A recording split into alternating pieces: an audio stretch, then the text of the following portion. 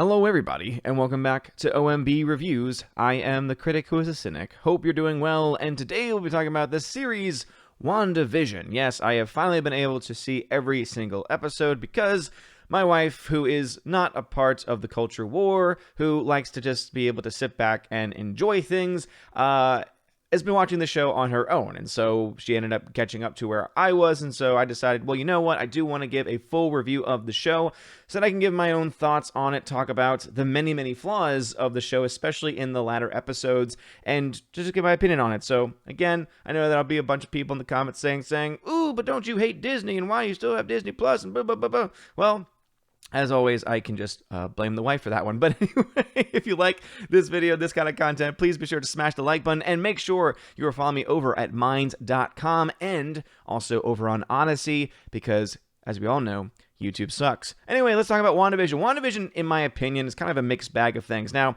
as a bit of a background on me, I am not a comic person. I did not grow up reading the comics. I have some basic information from a lot of the movies that I've seen, from a lot of the people that I've talked to, specifically about the characters in WandaVision itself. In fact, last night on Friday Night Tights, we were talking about WandaVision a little bit, and I was able to learn a little bit more about some of the characters and some of the items that we see in the show, especially in the last post-credit scene, and what that has to do with the future of the series going forward and how it might actually connect to the upcoming Doctor Strange film in 2022 and all these other things. So I'm coming from it from that kind of almost blind angle, right? So I'm coming at it just from a TV angle. By the way, very sorry indeed for my voice, but a whole week of teaching, tons of random things going on. Yeah, I've also been singing a lot in my car, and as we all know, singing in the car can sometimes lead to, especially when I'm not vocally training as I used to in the past. But besides that being the point, let's go now into WandaVision itself. So I honestly thought that the beginning of the show started off pretty strong. I'm someone where I very much kind of liked how they were playing on the 50s, 60s, 70s, and 80s TV series tropes, with every single episode you getting to know a little bit more and more about every single character, and also what was actually going on, and eventually, of course, with the big reveal of how all of this, and of course, this is going to be a spoiler-filled review, so if you have not seen WandaVision and you actually want to see it, this might not be the review for you. But essentially that Wanda was the one who essentially created this entire universe, that out of this sense of sorrow and sadness for Vision no longer being in the world, she had this explosion of what we learned was chaos magic, which not only created this world, but also even created a Vision with a Mind Stone, and eventually also even children as well. So kind of amazing stuff going on with what this chaos magic can do, though I will say that it does leave a lot of questions with the ending of it that doesn't really seem to be very consistent. And as I said, I'm not an expert on chaos magic, but it just, again, seems to leave a lot of things kind of unanswered here. But anyway, so all this world is created by her, and it ends up leading to her essentially mind controlling a bunch of people against their will, leading to them being terrified. There's some really awesome moments of terror when you have Vision who's starting to slowly, the created Vision in this case, starting to unravel what's going on here, realizing that he's not real, he's not the authentic original Vision. And the way he does that is by kind of releasing the people from the mind control, and their instant reaction is always just fear, right? Just complete and total terror and fear, which to me, I think, again, in the beginning, I thought it was very well done. I thought that it was really interesting. It was like this mystery aspect, and you were unfolding it, and you were trying to figure out what was going on, that by the end of the series, it just makes you mad. It just makes you so frustrated because essentially Wanda was mind controlling these people, enslaving these people, and she just gets to fly off at the end with no repercussions whatsoever. In fact, we are made to, by what the show is doing, almost support her and to understand her, and it really comes down to this moment between her and Monica Rambeau, who gets her powers in this case, in this universe, simply by going through a force field, which also doesn't make a whole lot of sense because I do feel like there may have been, and again, I could be wrong on this, I feel like there were other things and people that also went through these force fields. In fact, I know there was the guy who turned into a beekeeper who went through this force field too. Does he not get some sense of powers, right? They claim it's because she went through multiple times, but if just one time will change your molecular structure, then wouldn't the beekeeper guy also potentially have his cells being changed to the point of him having superpowers? So that's already kind of one hole there that doesn't make a whole lot of sense. But eventually, of course, she has these powers now, which are kind of, uncertain. She's able to kind of phase through. So she's able to kind of like stop bullets because, well, of course, the lead white male character is the evil guy, right? And he's the one who eventually points his gun at 2 kids. Yes, points his gun at 2 kids, which was kind of inconsistent with his character. Now, I will kind of point a correction out about how everyone last night, Friday Night Tights, was saying that the character had always been doing everything kind of by the book before then, and had never shown any type of aggression in that capacity. But he did indeed try to blow up everyone, right? Essentially, to blow up Wanda and her family before, right? When he sent the drone in and took the control of the drone away from one of the guys and said, all right, do it. You have, take the shot, essentially, to destroy them. And that's when Wanda comes out in this badass fashion. The accent starts coming back a little bit too, saying like, leave me alone, leave my family alone, which again, that was back when the show was still kind of interesting and kind of cool. And so again, I think the biggest weakness of this show is there are so many just plot inconsistencies. So one, right, the powers, right? So somehow you have Monica Rambeau getting powers from going through the shield and going through the magical barrier a couple of times, but then you have other characters that also go through it and there are no impacts on them whatsoever. Again, that doesn't really make sense. Also, they established that the effects within the realm itself, right? This is the other inconsistency, that the effects within the realm itself are contingent upon and reliant upon that zone existing. So wouldn't that mean that as soon as all that chaos magic is brought back into Wanda, that not only is Vision gone and her kids are gone, but wouldn't that also mean that any powers that were gotten by Monica Rambeau would also be gone as well? And if that's not the case, if she keeps her powers, well then why is it that chaos magic is limited to just this space, right? Why is it that we can't just have Wanda, having created Vision and this other Vision existing, right? Well, I'll tell you why, because plot, right? Plot convenience. Oh, it's a plot armor essentially, right? Where it's like, oh, she has all this power. She is considered to be the most powerful person in the world, right? At one point, you have, whatever the other witch's name, the one that was played by Catherine Hahn, right? You have, what was it, Agatha? And, she is reading from this book saying that you have more power than the Emperor, the Wizard Emperor Supreme, the Magic Emperor Supreme, right? Talking there about Doctor Strange, right? And saying she's more powerful than he is.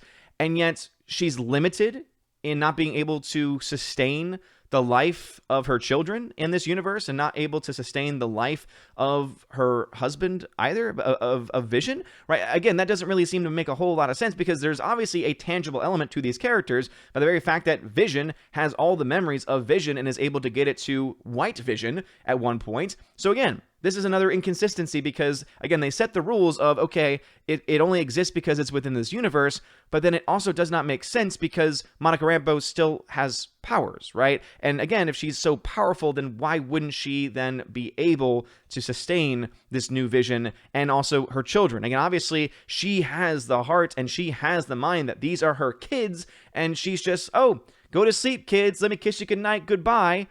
And then, of course, what is Monica Rambeau's problem? They'll never understand. The people that you mind control. This is what Monica Rambeau, at the very end, before she gets to fly away with no repercussions, Monica Rambeau is the people she's mind controlled, violated at the most personal level. They'll never understand the sacrifice that you made.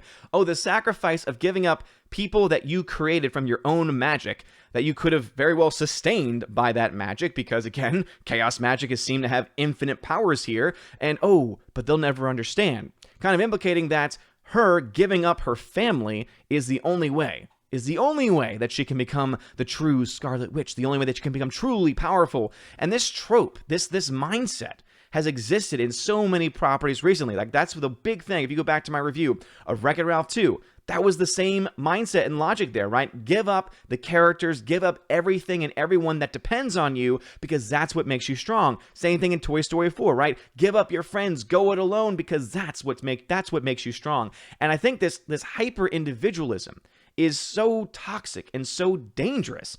And again, these are shows that are typically, especially those 2 movies I just pointed out, are directed towards kids. And WandaVision being on Disney Plus also would therefore be directed towards kids as well. And I think it just sends a terrible message, right? A terrible self-centered message that, hey, you can do whatever you want. If you have power, you can use it and you can abuse people and you can do anything. But as long as it was all done for yourself, for your center, for your emotions, it's totally fine. You're okay. You know, you are forgiven of all your sins just because I understand, and they'll never understand. The people you violated, they will never understand. It's like, seriously, Monica Rambeau at the end of this show. And I like the actress that plays her. I thought that the actor playing Monica Rambeau and the acting throughout the entire series was actually pretty strong. But Monica Rambeau is essentially saying, hey, let's, you know, the victims here don't matter, right? It's almost that victim blaming mentality, right? And it's kind of amazing that they're doing that, right? If it was opposite, right? If it was a male character and it was the guy saying, they'll never understand what you gave up. Oh, it would be misogyny. It would be, you know, white supremacy, right? It would be all of those things. But because it's a female character and it's a strong female character, this stuff has to happen, right? And I'm just so sick of this trope. I'm so sick of this nonsense in Hollywood. And it really just ruined this series for me because, as I said, I think that, you know, even though it got a little annoying, you know, in the beginning of them, you know, having these, you know, sitcom-esque, you know, from the 50s, 60s, 70s, you know, it was cool in the beginning, and then you're like, okay, kind of get somewhere, and then it finally did get somewhere, and it was really, really cool. You know, it was still, I think, was a pretty strong thing, right? And one of the coolest things, though, and that you would think that would be my biggest issue. I think my biggest issue that I have with the series, too, is the fact that one of the biggest surprises, one of the biggest moments happens at the end of one of the last 3 episodes, when all of a sudden, who comes back to life but Quicksilver, but not just any Quicksilver. It is the Quicksilver played by Evan Peters from the Fox franchise. So they introduce and say, boom, Quicksilver from Fox franchise. And it seems like, wait a minute, the X-Men, they're bringing in the X-Men. They're going to bring in the multiverse. And so that way Evan Peters can continue to play this character. But what did they do in this episode? Oh, what did they do?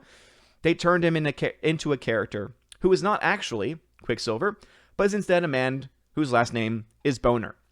Yes, that's right. They turn Evan Peters Quicksilver, the Fox's Quicksilver. They turn him into a boner joke.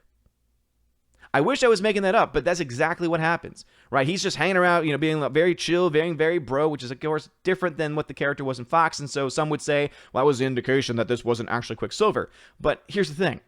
Had they made the reveal that his real name was Boner, and then his face changed into a different actor, you know, it would make sense, right? Because then you would have been like, oh, okay, you teased us with this, but hey, at least it's not actually that person. But what they've done now is they said, hey, this actor Evan Peters, right, who exists now in the MCU, officially Evan Peters exists in the MCU as Boner. Guy, last name Boner. He exists as a boner joke. So if at any point in the future they actually decided, hey, let's bring Evan Peters back as Quicksilver, they would have to either retcon this story, which, to be honest, would be the best thing they could possibly do, or they would try and kind of brush it off.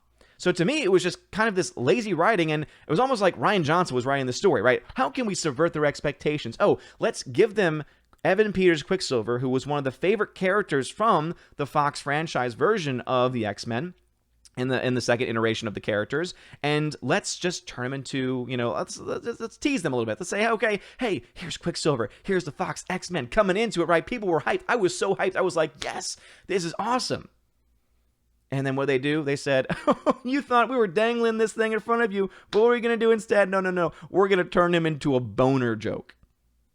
Yeah, that's what this show did. So, as I said, I think it had a strong beginning. It had a lot of really cool questions. This whole thing with chaos magic, I think, is really interesting, but it's already shown that they've already kind of messed up chaos magic because they've shown it's very inconsistent, right? She has all this power. She can build this world, essentially, control the minds of thousands of people, but she can't maintain her own children and her own vision, and she has to give those up in order to be fully powerful. Again, all of that to push a progressive feminist message, which again is not the good kind of feminist message that really needs to be pushed now in Hollywood, right? And it's not even a feminist message anymore. It's this hyper-individualistic message, right? That, oh, if you go it alone, if you give up everything around you, if you give up your friends and your family, that's how you become strong. I think it's a terrible, terrible message to be sending to our youth, and especially in such a individualistic society that we live in nowadays, I think that it's this kind of crap that really just, you know, destroys everything. So, with all that being said, I really do think the ending of the show, the last few episodes especially, really did destroy it. So if I had to give it a grade, you know what? I think very reminiscent of previous reviews I've given because it just fits. And to be honest, I have no problem giving it this grade. I'm going to give it a Disney+, a nice, healthy D+, because, again, had a lot of potential there. Great acting from Paul Bettany, from Elizabeth Olsen. Again, I was very high on Catherine Hahn in the very beginning, too. I thought that she did a great job with the characters. And then, of course, once she does that switch over to Agatha, I just didn't really...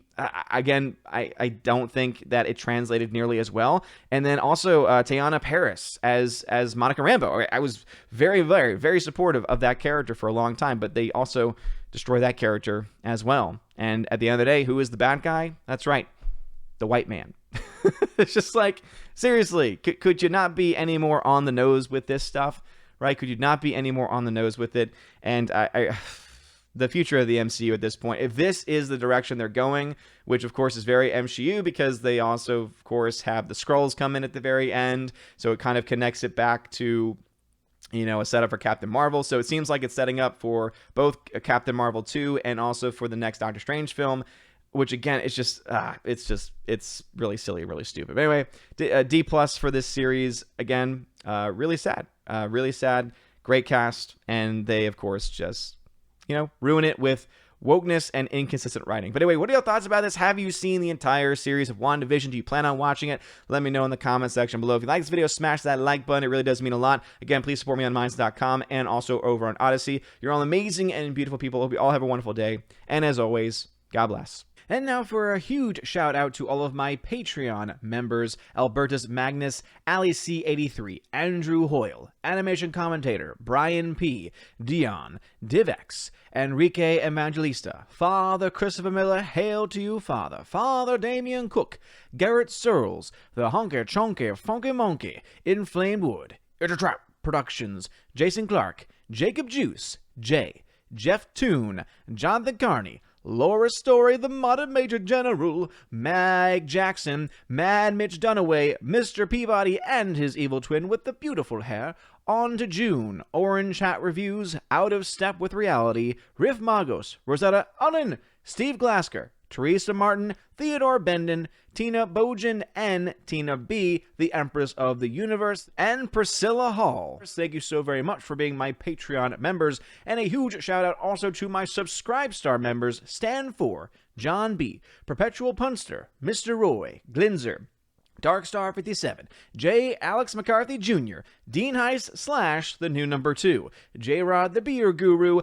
Nebanon G. Adams, and the K-Man. Thank you all very much for being my Subscribe Star members, and to all people who support the channel. It really does mean a lot. If you want to support the channel and have your name shouted out, please make sure that you join on Patreon or Subscribe Star today. If you sign up at the $5 or up level, you'll also get access to exclusive giveaways, including for 4K and Blu-ray titles. At the $10 level, you get all of that, plus you get access to an exclusive podcast that I do with John the Flick Pick Flickinger. There's actually currently an episode that I made public on the channel right now, so you can go ahead and check that out. If you want to have more access to even more episodes and more content and the ability to ask us questions, please feel free to check that out as well. And if you join at the $25 level and up, the Chosen of Valhalla level, you get to have all of those things, plus you get a free t-shirt that first month that you sign up for it, and every month you will be able to access the Chosen of Valhalla live stream, where me and my Chosen just talk for about 2, 3, sometimes even 4 hours about whatever it is that they want to talk about. So check all of that out in the links in the description below. You are all amazing and beautiful people, and we all have a wonderful day. And as always, God bless.